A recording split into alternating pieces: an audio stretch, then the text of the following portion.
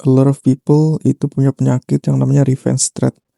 Nah, revenge trade ini itu selalu datang pada unprofitable trader, pada semua trader yang baru memulai karir sebagai trader. Nah, kebanyakan di antara kalian pada saat saya live itu banyak ngomong fundamental tips untuk berhenti overtrade dan revenge trading. Sebenarnya ini permasalahan yang very classic atau very biasa, sangat-sangat biasa, sudah ada dari lama. Dan sebenarnya revenge atau overtrade ini datang dari habit atau behavior manusia sendiri. Kita sebagai manusia itu tidak suka yang namanya ketidakpastian. Ketidakpastian akan sesuatu. Nah, ketidakpastian itu sendiri datang biasanya di trading. Karena trading sendiri itu sangat-sangat tidak pasti. Ya, it's all about probability. Gitu. Jadi manusia melemparkan behaviornya ke trading ini jadi sangat-sangat wajar untuk kita overtrade dan revenge. Karena yang biasanya ada di otak kita itu, misal pada saat ambil trade ya, misal kita ambil trade, satu trade minggu ini, satu trade. Di otak kita, pada awal minggu, ini kita pengen yang namanya profit kan. Ketika kita tidak mendapatkan profit, dan tidak mendapatkan setup, padahal kita tahu nih, mana yang high prop, ya, high prop dan low probability. Kalian tahu dua ini. Kalian tahu pasti.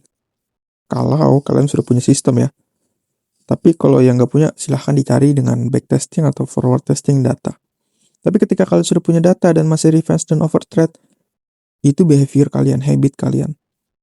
Nah, karena kalian udah tahu dua hal ini sebenarnya, tapi balik lagi ke ketidakpastian tadi, yang awalnya kalian berharap dapatkan profit pada minggu ini, kalian dikasih loss sama market di hari Senin misal. Dari sini kalian langsung punya pikiran bahwa, oh my god, di kepikiran gue harusnya profit coy.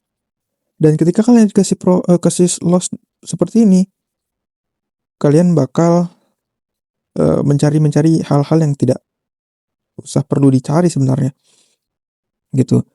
Nah, karena loss tadi ya, itu pikiran kita jadi kacau, jadi nggak jelas, udah pasti.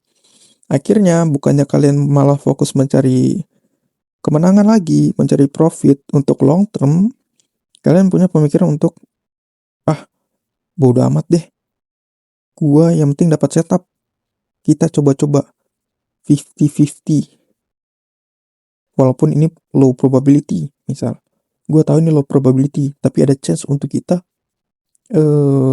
profit gini, at least gua break even dulu deh hari ini, gitu. Otak kalian tuh udah kayak gitu.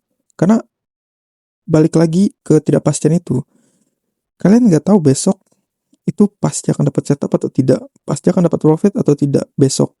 Jadi otak kalian tuh nyuruh kalian atau selalu ngebisikkan kalian untuk ini ada setup loh, ini ada setup loh, besok belum tentu ada setup, mending kita ambil. Nah, ini biasanya yang bikin kalian overtrade. Alhasil apa? Ini kecenderungan pasti loss lagi, 2 loss dalam 1 minggu, ya, 2 loss dalam 1 minggu. Makin kacau kalian di sini.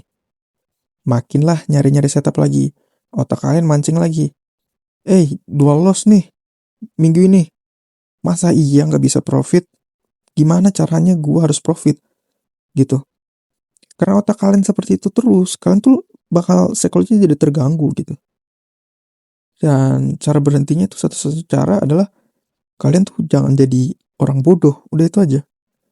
Kalian tahu nih endingnya bakal loss. Kenapa kalian masih ngelakuin? Gitu. Endingnya bakal loss. Mungkin overtrade, win yang awalnya loss, bisa jadi win. Tapi ini dari berapa data, bos?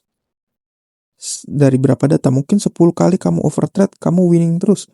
Kalau ditarik ke 100 trade, apakah kamu yakin overtrade itu akan selalu works?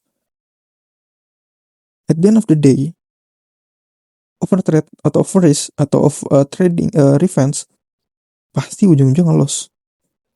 Bias manusia itu seperti ini. Dia hanya mengambil kesimpulan dari beberapa trade saja.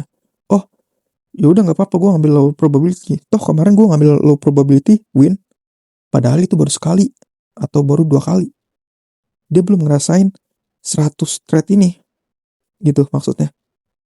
Nah, makanya satu cara untuk ngeberhentiin itu adalah stop jadi orang bodoh.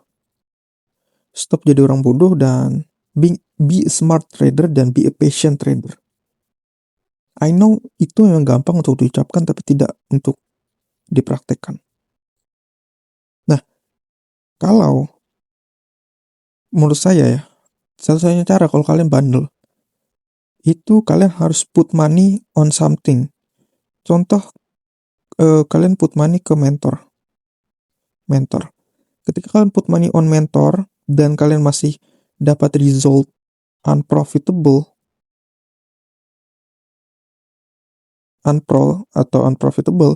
kalian bakal makin ngerasa bodoh.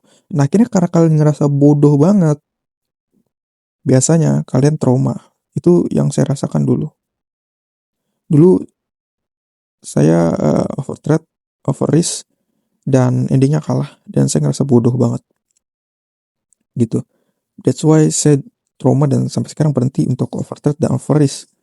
Balik lagi ke habit atau manusia tadi. Karena kita tidak suka namanya ketidakpastian. Yang tadi saya bilang, kita selalu dihasut untuk ngambil trade yang low probability. Karena kita nggak tahu besoknya apakah dapat winning trade, apakah dapat setup, apakah dapat A+, atau malah kita nggak dapat trade sama sekali. Zero. Jadi zero trade. Nah, ini yang bikin kalian overtrade, ketidakpastian. Gitu. Jujur saya juga dulu seperti itu. Saya nggak mau menafik karena memang saya dulu seperti itu. Dulu saya pernah dari drawdown akan perform sekitar 8%, itu saya balikin dengan overrisk, overtrade. Setiap hari itu bisa balik ke minus 1%. Yang awalnya minus 8%. Saya balikin. Tapi endingnya apa? Ini semua nggak ada gunanya, hancur. Endingnya apa? Break account atau breach. That's why saya bingung sebenarnya kalau mau tanggepin hal-hal seperti ini. Yang the only thing yang bikin kalian berubah itu adalah biasanya experience dan seberapa banyak sakit atau trauma yang kalian punya. Seperti itu. So, buat kalian yang masih overtrade atau overrisk, bro, come on. It's 2026. It's a fucking 2026. You guys have to be profitable. Berapa tahun kalian sudah di industri ini? Itu masa iya unprofitable? Bro, a lot of knowledge di industri ini.